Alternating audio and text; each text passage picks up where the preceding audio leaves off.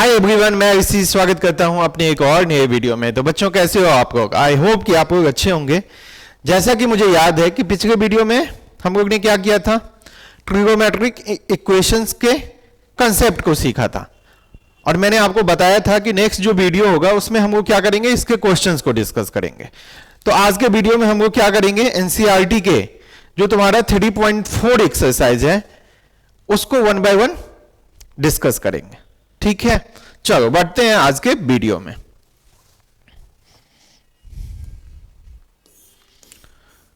देखो ये तुम्हारा एनसीईआरटी एक्सरसाइज 3.4 हो गया। उसके बाद जो तुम्हारा क्वेश्चन होगा, ध्यान से देखना, इसमें find the principal and general solution of the following equations है। तो कहीं ना कहीं अब जो तुम्हारा इक्वेशन है उसका प्रिंसिपल सॉल्यूशन और जनरल सॉल्यूशन दोनों फाइंड आउट करना है। तो ध्यान से देखो, ये जो फर्स्ट क्वेश्चन है 10x इक्वल टू √3, ठीक है। तो अब बताओ √3 0 और 2 पाई के बीच में कहां कहां √3 होता है 10, ये आपको ढूंढना पड़ेगा, तभी तो प्रिंसिपल सॉल्यूशन होगा तुम्हारा। तो अब ध्यान से देखो, फर्स्ट क्वाड्रेंट में 10 π/3 इक्वल टू √3 होता है कि नहीं होता है? तो एक तो फर्स्ट क्वाड्रेंट में ही मिल गया आपका। अब सेकेंड क्वाड्रेंट में 10 निगेटिव होता है। थर्ड क्वाड्रेंट में देखो तो 10 π/3 को आप ऐसे लिख सकते हो, पाई प्लस π/3, पाई पे चेंज होता नहीं है। थर्ड क्वाड्रेंट में 10 पॉजिटिव ही होता है, तो 10 π/3 के इक्वल ही होगा। तो इक्वल टू क्या हो गया, ये √3 हो गया। तो अब मैं इसको 10 पाई प्लस π/3 को यदि ऐसे लिखूं, दोनों को ऐड कर दोगे तो ये 4 π/3 इक्वल टू 10 π/3 इक्वल टू √3। तो यहां पे जो तुम्हारा प्रिंसिपल सॉल्यूशन हो गया, ध्यान से देखना, प्रिंसिपल सॉल्यूशन जो हो गया वो कहां कहां हो गया, π/3 और 4 π/3 पे। ये जो होगा 10x, ये √3 हो जाएगा। तो आपने प्रिंसिपल सॉल्यूशन पढ़ा भी है कि 0 और कहां से कहां के बीच में होना चाहिए, 2 पाई से छोटा होना चाहिए, 2 पाई नहीं होना चाहिए, 0 भी होना चाहिए, 0 से बड़ा 2 पाई से छोटा। तो अब ये समझा कि नहीं समझा? अब इसका आ जाओ, हम लोग जनरल सॉल्यूशन फाइंड आउट करते हैं। तो जनरल सॉल्यूशन, अब मुझे बताओ, ये 10x इक्वल टू √3 है, तो 10x इक्वल टू 10 π/3 लिखूं, π/3 मतलब 60। तो यहां से x, तो 10x इक्वल टू 10y होता था। तो याद करो x इक्वल टू क्या होता था, n पाई प्लस में π/3। दिस इज जनरल सॉल्यूशन, जहां पे क्या होगा, n जो होगा वो बिलोंग टू z होगा। बात समझा कि नहीं समझा? प्रिंसिपल सॉल्यूशन जो हो गया 0 और 2 पाई के बीच में π/3 और 4 π/3।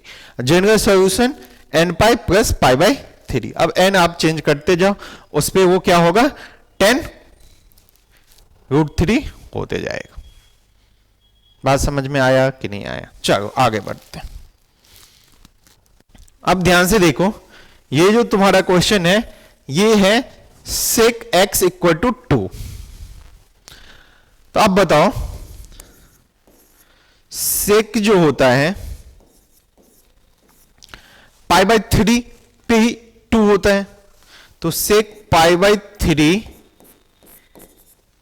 क्योंकि sec cos 60 कितना होता है, 1/2, तो sec 60 कितना होगा, 2, तो π/3, sec π/3 इक्वल टू 2। तो ये तो तुम्हारा फर्स्ट क्वाड्रेंट हो गया, ठीक है। अब सेकेंड क्वाड्रेंट में होगा नहीं, थर्ड क्वाड्रेंट होगा नहीं, क्योंकि निगेटिव हो जाएगा, तो निगेटिव तो मुझे चाहिए नहीं।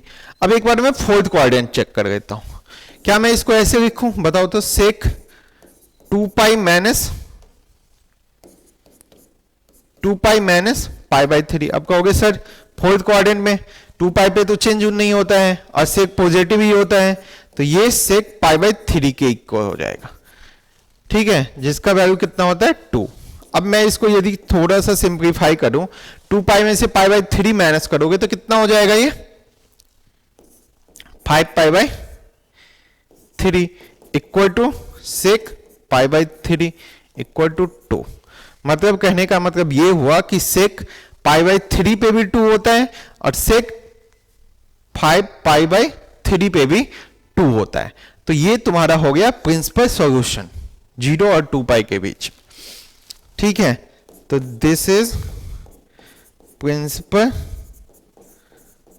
सॉल्यूशंस क्या पाई by 3 and pi by 5 pi by 3। ठीक है, अब याद करो इसका जनरल सॉल्यूशन क्या होता था, जो cos x equal to cos y का होता था वही sec x equal to sec y का होता था ना। तो यहां पे general solution sec x equal to sec 2 है ना, तो पाई बाई 3। ठीक है, तो यहां से x इक्वल टू क्या हो जाएगा 2n pi plus minus y होता था ना, तो पाई बाई 3। अब यहां पे n क्या होगा, कोई भी इंटीजर होगा। अब जैसे जैसे n चेंज करोगे उस पे क्या होगा, ये सेक 2 होगा। आगे बढ़े, चलो आगे बढ़ते। अब तुम्हारा आ गया निगेटिव, तो कॉट x इक्वल टू क्या है माइनस रूट 3। तो इसको थोड़ा सा पॉजिटिव वाला में उतना कंफ्यूजन नहीं होता, निगेटिव वाले में देखो। अब सबसे पहले बताओ कि कॉट जो होता है पॉजिटिव रूट 3 कब होता है। तो कॉट पाई बाई 6 पे होता है, नहीं होता है? यहां तक समझा कि नहीं समझा? अरे कॉट 30 कितना होता है, tan 30 1 बाई रूट 3 होगा। तो कॉट कितना होगा, कॉट 30 पे 30 भी रूट 3 होगा, तो पाई बाई 6। अब ध्यान से देखना, मुझे निगेटिव चाहिए, तो फर्स्ट क्वाड्रेंट में तो ये पॉजिटिव ही होता है, सेकेंड क्वाड्रेंट में कॉट निगेटिव होता है, और किसमें फोर्थ क्वाड्रेंट में। तो इस एंगल को मुझे चेंज करना पड़ेगा। ठीक है, अब ध्यान से देखो, कॉट इसको ऐसे लिखूं पाई minus pi by 3, second quadrant में ले जाना है ना, तब तो ये निगेटिव होगा ना। अब तुम कहोगे सर आपने पाई माइनस किया तो कॉट तो चेंज होगा नहीं, बट कॉट का साइन चेंज हो जाएगा, तो कोई बात नहीं, माइनस कॉट पाई बाई 6। ठीक है, तो अब ध्यान से देखो, कॉट पाई बाई 6 कितना था रूट 3, माइनस लगा हुआ तो माइनस रूट 3। तो इसका मतलब इसको भी और सिंप्लीफाई करो, तो कॉट कितना 6 पाई माइनस पाई मतलब 5 pi by 6 equal to minus cot pi by 6 equal to minus root 3। ये तो फिक्स हो गया कि आपका cot pi by 5 pi by 6 पे ये माइनस रूट 3 हो जाएगा। तो एक तो आ गया आपका solution, principal solution second quadrant का। अब मुझे जाना है किसमें बताओ, अब मुझे जाना है फोर्थ में। तो क्या मैं इसी को फिर से ऐसे लिखूं, cot 2 pi minus pi by 6, ठीक से समझना, ठीक है ना, cot 2 pi minus pi by 6। तो अब तुम कहोगे सर फोर्थ क्वाड्रेंट में भी कॉट क्या होता है, चेंज तो नहीं होगा बट साइन इसका चेंज हो जाएगा, ये भी माइनस कॉट पाई बाई 6 के इक्वल होगा, जो कि माइनस रूट 3 के इक्वल होगा। तो अब फिर इसको चेंज कर दो, कॉट 12 पाई माइनस पाई मतलब 11 pi by 6 equal to minus cot pi by 6 equal to minus root 3। अब देखो सेकेंड क्वाड्रेंट में कौन सा वैल्यू 5 पाई बाई 6 और फोर्थ क्वाड्रेंट में 11π/6 पे ये जो होगा कॉट निगेटिव होगा -√3। तो इसका मतलब प्रिंसिपल सॉल्यूशन जो हो गया, इसका प्रिंसिपल सॉल्यूशंस जो हो गया, ये हो गया आपका 5π/6 और 11π/6। ये हुआ 0 और 2π के बीच में। ठीक है,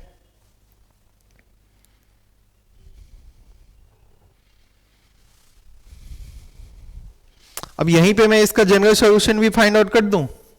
देखो, अब इसका जो जनरल सॉल्यूशन होगा, बस कुछ नहीं करना है, जब प्रिंसिपल हो गया तो जनरल हो ही जाएगा। तो तुम्हारा है क्या, cot x इक्वल टू -√3 है, तो -√3 कहां पे हुआ था, 5π/6 पे।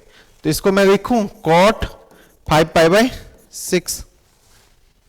ठीक है ना। तो अब याद करो, जो tan x equal to tan y का होता था वही cot x equal to cot y का होता था। तो x equal to n pi और प्लस में y, तो 5π/6। तो ये हो गया इसका जनरल सॉल्यूशन। बात समझ में आया कि नहीं आया?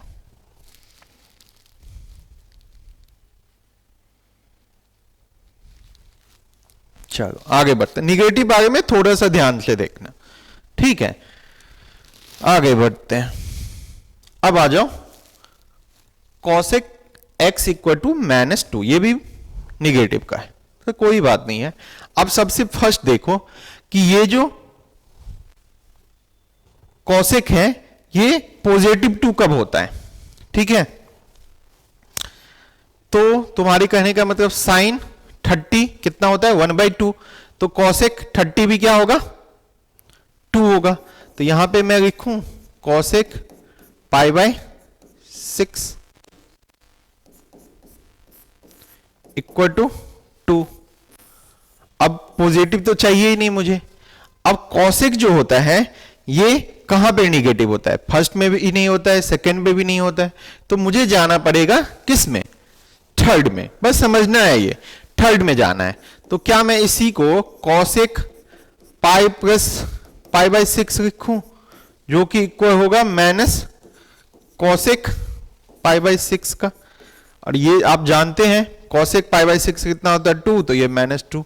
तो इसको आप सिंप्लीफाई करोगे तो cosec 7π/6 पे जो होता है ये क्या होता है, -2 होता है।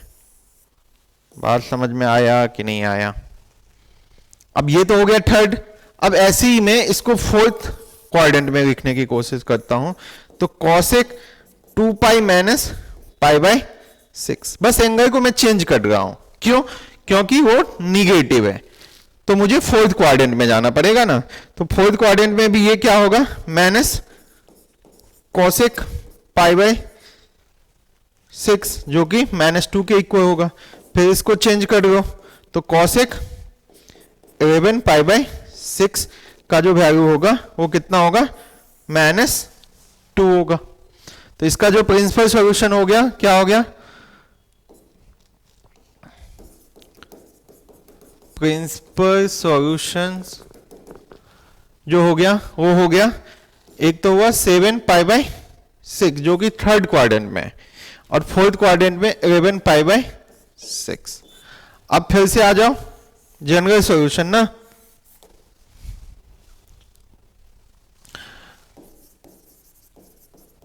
जनरल सॉल्यूशन जो होगा, ठीक, जो sin x equal to sin y का होता था वही होता है cosec x equal to cosec y। तो यहां पे देखो cosec x -2 किस पे हुआ था, 7π/6 पे। तो cosec 7π/6, यहां से x इक्वल टू कितना हो जाएगा, n pi plus -1 n 7π/6। This is general solution, जहां पे n एनी इंटीजर। समझ में आया कि नहीं आया, सो बताओ। तो अभी जो हम लोग ने क्वेश्चन डिस्कस किया है, इसमें आपका इक्वेशन गिवन था, उसका principal solutions and general solution find out करना था। उसमें कुछ पॉजिटिव भी था, कुछ निगेटिव भी था, तो वैसे हमको क्वाड्रेंट को चेंज करके उसके एंगल्स को मैंने उसको इक्वेशन को सेटिस्फाइड किया। आगे बढ़ते हैं। आगे देखो, find the general solution for each of the following. अब तुमको प्रिंसिपल सॉल्यूशन नहीं फाइंड आउट करना है, अब सिर्फ जनरल सॉल्यूशन फाइंड आउट करना है। तो ध्यान से देखो, फर्स्ट क्वेश्चन जो तुम्हारा है cos 4x equal to cos 2x। ठीक है, क्या मैं इसको ऐसे लिखूं? कोई दिक्कत?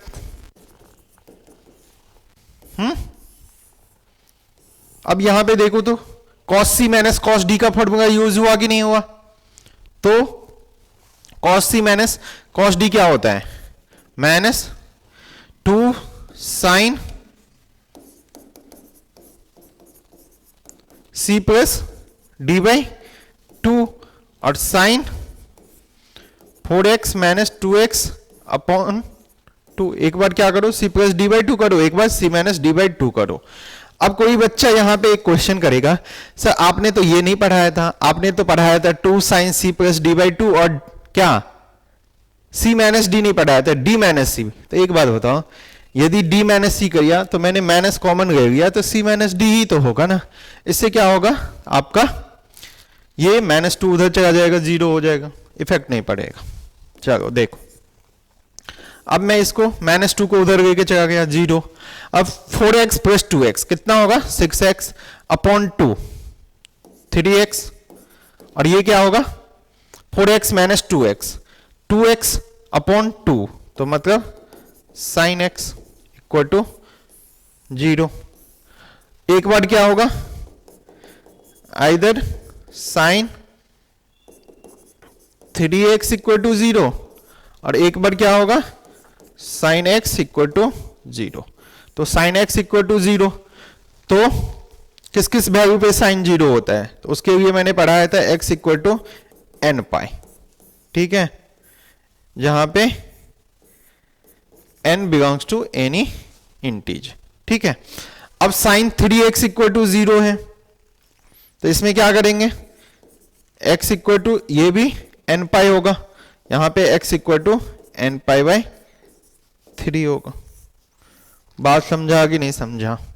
एक हुआ x equal to N pi, एक सॉल्यूशन हुआ क्या x equal to N pi by 3। ठीक है ना, ये हुआ जनरल सॉल्यूशन। अब हम लोग आगे बढ़ते हैं। अब ये तुम्हारा नेक्स्ट क्वेश्चन है cos 3x plus cos x minus cos 2x equal to 0। ठीक है ना, तो इसमें भी आपको cos 3x plus cos x minus cos 2x, तो एक काम करो ना, इस दोनों में लगा दो cos c plus cos d, नहीं होगा? हो तो जाएगा। तो देखो cos c plus cos d करूं तो यहां पे क्या होगा, 2 cos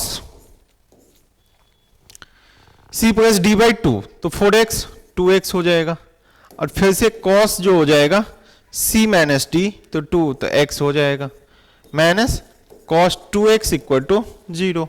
तो यहां से कॉमन क्या आएगा, cos 2x कॉमन आ जाएगा, तो ये बच जाएगा 2 cos x minus 1 equal to 0। तो एक बार क्या कर दो, इधर cos 2x इक्वल टू 0। तो अब बताओ cos x जो 0 होता है वो किस पे होता है, ऑड 2n प्लस 1, वो मल्टीपल किसका होना चाहिए, पाई बाई 2 का। तो यहां से x इक्वल टू क्या हो जाएगा, 2n प्लस 1 बताओ पाई बाई 4 हो जाएगा, और एक क्या होगा 2 cos x minus 1 equal to 0।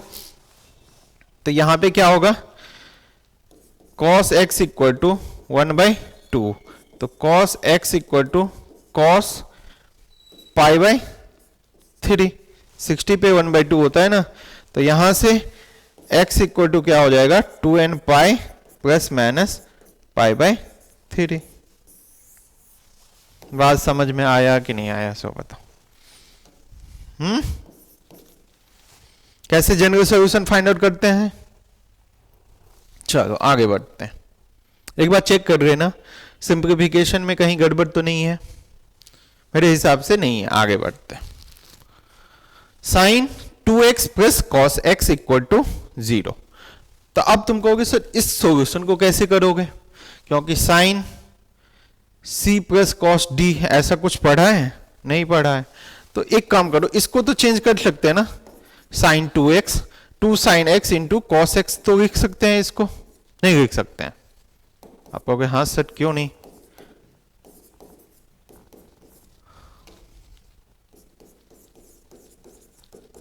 अब इस दोनों में कॉमन क्या आएगा बताओ, इस दोनों में कॉमन cos x दिख गया, तो 2 साइन x प्लस क्या चीज 1 equal to 0।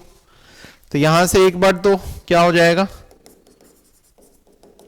cos x equal to 0, तो x equal to 2n plus 1 pi by 2। एक बार क्या होगा 2 sine x plus 1 equal to 0। तो यहां से साइन x जो हो जाएगा क्या हो जाएगा -1/2 हो जाएगा। तो एक काम करो, क्या मैं इसको ऐसे लिख सकता हूं, माइनस है ना, तो माइनस साइन पॉजिटिव 1/2 कब होता है, साइन π/6 पे होता है कि नहीं होता है, हाँ या ना बताओ। अब मैं इसको ऐसे लिखूं, साइन जो निगेटिव होता है फर्स्ट सेकंड में होगा नहीं, थर्ड में मुझे जाना पड़ेगा। तो साइन पाई प्लस π/6 लिख सकता हूं ना ऐसा, क्योंकि साइन पाई प्लस थीटा क्या होता है माइनस साइन थीटा, तो माइनस साइन π/6 के इक्वल होगा।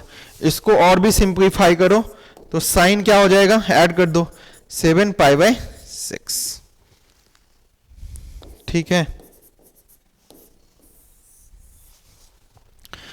अब यहां पे क्या होगा, अब तुम्हारा जो तुम्हारा निगेटिव था, अब तुम्हारा ये थर्ड क्वाड्रेंट का हो गया ना, थर्ड क्वाड्रेंट 7 π/6 थर्ड क्वाड्रेंट में, तो सर ये मतलब निगेटिव होता है, सही है।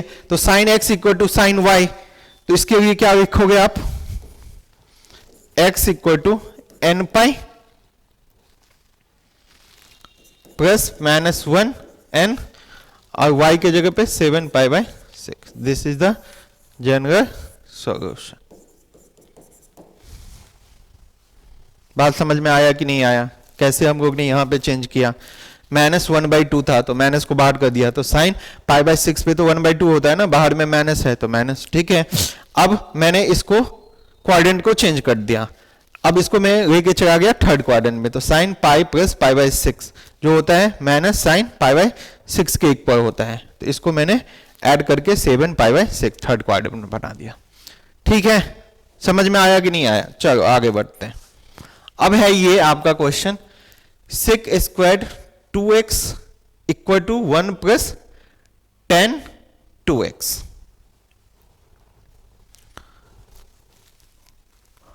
अब इसको कैसे सॉल्व करोगे, अब एक बात बताओ, sec square x minus tan square x क्या होता है, आप कहोगे सर 1, ये तो आइडेंटिटी पढ़ा है।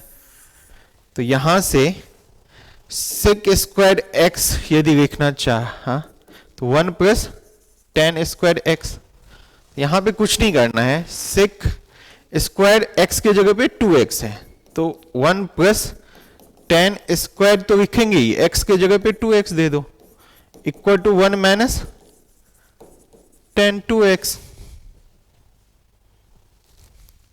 ठीक है ना। अब यहां से 1 और ये 1 कैंसिल, tan स्क्वायर 2x और ये plus tan 2x equal to 0, यहां से कॉमन कुछ आएगा, tan 2x कॉमन आएगा, तो tan 2x plus 1 equal to 0। तो एक बार क्या होगा बताओ, एक बार होगा tan 2x इक्वल टू 0, तो यहाँ पे 2x इक्वल टू क्या होता है, एन पाई ही होता है ना। साइन x इक्वल टू 0 और tan x इक्वल टू 0 वो एन पाई पे ही होता है, सेम वैल्यू पे वो 0 होता है दोनों साइन और tan। तो यहां से x equal to N pi by 2। ठीक है,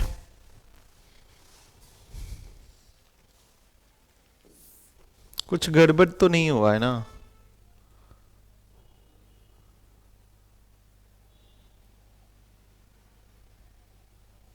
नहीं, ठीक है। अब एक बार क्या होगा, ये tan 2x plus 1 equal to 0, तो tan 2x इक्वल टू -1। ठीक है, tan 2x इक्वल टू -1, तो क्या मैं इसको ऐसे लिखूं, tan पाई बाई 4 पे 1 तो होता है ना, माइनस बाहर कर दिया मैंने। अब इसको चेंज करना पड़ेगा आपको, क्योंकि tan जो होता है किस में होता है, निगेटिव -1, तो फर्स्ट क्वाड्रेंट में तो पॉजिटिव ही होता है। इसको मैं सेकेंड क्वाड्रेंट ले जाता हूं, तो देखो तो tan pi minus pi by 4 लिखूं, आप कहोगे हाँ sir tan pi minus theta, ये जो होता है माइनस tan थीटा होता है। तो अब इसको चेंज कर दो, tan pi minus pi by 4 कितना हो जाएगा, 3 पाई बाई 4। ठीक है, तो इसका जो हो जाएगा tan 2x equal to tan 3 pi by 4। एक बार चेक कर लेना कि यही है कि नहीं, tan 2x equal to tan 3 pi by 4। ठीक है, अब tan x equal to tan y क्या आपने पढ़ा है, इसका general solution x equal to n pi plus y, तो 2x equal to n pi plus y के जगह पे 3 पाई बाई 4। अब यहां से x इक्वल टू क्या हो जाएगा, n पाई बाई 2 और प्लस में ये क्या हो जाएगा 3 pi by 8। This is general solution of the given क्या चीज, इक्वेशन। अच्छा क्वेश्चन था, इसको एक बार आप अच्छे से देख लो।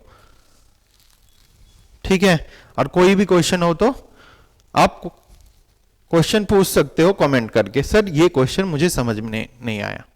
ठीक है, मेरा काम है, मेन मोटो है आपको समझाना, तब तक समझाना जब तक आप सीख ना जाओ। ठीक है ना, एक टीचर का यही काम होता है कि बच्चे को तब तक समझाओ कि जब तक वो क्या हो जाए, उस चीजों को अच्छे से समझ ना जाए, और जो चीज आप समझ गए वो कभी भी आपके माइंड से क्या होगा, हटेगा नहीं। तो मेरा मेन उद्देश्य है आपको कम ही पढ़ाओ बट उस कंसेप्ट को अच्छे से सिखा दूं कि कल के डेट में आप किसी को बता भी सकते हो, ऐसा मतलब मैं बताना चाहता हूं। ठीक है, आगे बढ़ते हैं। अब ये 9th क्वेश्चन है। ठीक है, तो मेरे हिसाब से 3.4 में 9 ही क्वेश्चन है, तो ये कहीं ना कहीं लास्ट क्वेश्चन है आपका। ठीक है, अब ध्यान से देखो, sine x plus sine 3x plus sine 5x। तो एक काम करता हूं, साइन x और साइन 5x, इसमें मैं फॉर्मूला यूज करता हूं sine c plus sine d का। तो sine c plus sine d क्या होता है, तो आपको याद होगा 2 sine c plus sine d, 2 sine c plus d by 2। तो ये x plus 5x 6x upon 2 मतलब 3x, और इन टू में क्या होता है cos c minus T by 2। तो अब x माइनस 5x या 5x माइनस x करोगे तो कॉस क्या होता है, पॉजिटिव ही होता है, तो कोई इफेक्ट नहीं पड़ेगा, तो आप कुछ भी करो पॉजिटिव ही आएगा। तो 5x में से x को माइनस करो 4x। ठीक है, 4x अपॉन 2 तो 2x plus sine 3x equal to 0। मैंने ऐसा क्यों किया, sign x plus sine 5x, क्यों, क्योंकि यहां पे मुझे साइन 3x आ गया और यहां पे बीच में साइन 3x है, तो मुझे क्या होगा, दोनों में कॉमन लेने में आसानी होगा। तो ये चीज आपको समझना पड़ेगा कि कैसे हम लोग अपने कंसेप्ट को यूज करो। अब कोई बच्चा कहेगा sine x plus sine 3x use करो, तो अब इस दोनों में sine C plus sine D ये भी होगा, आप यूज भी करोगे, बट यहां पे साइन 5x है, तो यहां पे इस दोनों को सॉल्व करने के बाद, कंसेप्ट यूज करने के बाद फॉर्मूला, क्या साइन 5x आएगा? नहीं आएगा। तो आपको फिर कॉमन लेने में क्या होगा? प्रॉब्लम होगा। तो ये चीज आपको समझना पड़ेगा कि किस में हम लोग कंसेप्ट यूज करो। तो अब यहां पे देखो, साइन 3x कॉमन हो गया ना, तो ये 2 cos 2x प्लस में 1 इक्वल टू 0। तो एक बात तो आसानी है, साइन 3x इक्वल टू 0, ठीक है। तो यहां से 3x equal to n pi, तो x equal to n pi by 3, ठीक है। दूसरा क्या है, ध्यान से देखना, दूसरा जो होगा ये 2 cos 2x plus 1 equal to 0 हो जाएगा। तो 2 cos 2x इक्वल टू -1, तो cos 2x इक्वल टू -1/2, तो cos 2x, अब बताओ निगेटिव है, तो निगेटिव cos किस में होता है? फर्स्ट में होता नहीं है, सेकंड में होगा, ठीक है ना। तो सेकंड में होगा, तो सबसे पहले तो इसको मैं ऐसे लिखूं, माइनस cos, पॉजिटिव किस में होता है? cos π/3 पे। अब मैं इसको सेकंड क्वाड्रेंट में चेंज कर देता हूं, तो ये क्या होगा? cos π minus π/3। क्यों? cos π माइनस थीटा क्या होता है? ये माइनस cos थीटा होता है, तो ये माइनस cos π/3। अब इसको चेंज कर दो, cos 3π माइनस पाई कितना होगा? 2π/3 पे ये निगेटिव होता है। cos 2x equal to cos 2π/3 पे ये जो होता है -1/2 होता है cos। अब यहां पे cos c कहते हैं, cos x equal to cos y। तो आपने क्या पढ़ा है? cos x equal to cos y जो है आपने पढ़ा है, इसका general solution x equal to 2n pi plus minus y पढ़ा है, ठीक है। अब तुम्हारा ये यहां पे आया क्या है? cos 2x equal to cos 2π/3, तो यहां से 2x equal to 2n pi plus minus क्या चीज? y ना, तो 2π/3। तो यहां से x इक्वल टू क्या हो जाएगा? n पाई प्लस माइनस π/2 से तो 2 कट जाएगा, तो π/3। This is general solution of the given equation, ठीक है। एक बार देख लो, बस इतना ही क्वेश्चन था। तो बच्चों आज के वीडियो में हम लोग ने क्या देखा कि ये जो ट्रिगोनोमेट्रिक इक्वेशंस के क्वेश्चंस हैं, principal solutions and general solution, उसको क्या किया? 1 बाय 1 सॉल्व किया। उसमें कैसे हम लोग अपने कंसेप्ट को यूज करते हैं उसको देखा, ठीक है। फिर भी आप लोगों को कोई भी क्वेश्चन में डाउट हो तो आप नीचे कमेंट कर सकते हो। वीडियो को अपने दोस्तों के साथ दबा के शेयर करो, जिससे क्या होगा? आपके दोस्त को भी फायदा होगा, ठीक है। चैनल पे नए हो तो चैनल को सब्सक्राइब कर लो और अधिक से अधिक क्या करो? शेयर करो। Thank you for watching this video. Have a nice day. Bye bye, take care.